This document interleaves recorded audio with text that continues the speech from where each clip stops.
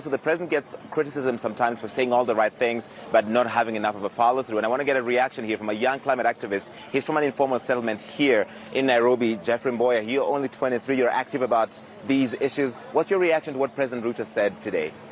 I mean, it's really a brilliant acknowledgement that Africa needs to step up on climate crisis. But at the same time, we keep seeing this conversation every other time. We need now to move from conversation into real tangible actions. As a young African, what is that real tangible action you want? Yesterday, we did present a youth declaration with action points that we want the president, as the chair of the heads of states, African heads of state committee on climate change, to present at the African Union and ensure that every other conversation has a young person represented.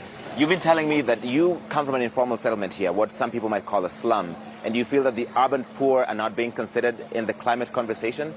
Yes, I mean, I come from Mukuru kwa Njenga, which sits in the most populated constituency in Kenya. For far too long, people, when they think about informal settlement, they think about Kibera. But Mukuru has a rich history of the negligence that has been perpetrated by the government.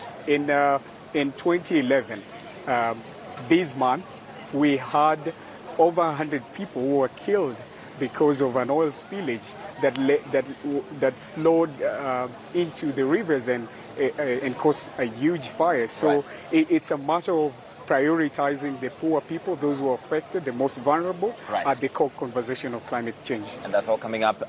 Hopefully you want that to come up in the conversation at COP28 later this year in Dubai. So there's a lot of young people who are here, Becky, actively engaged and hoping that the leaders who are coming here over the next 3 days can listen to them.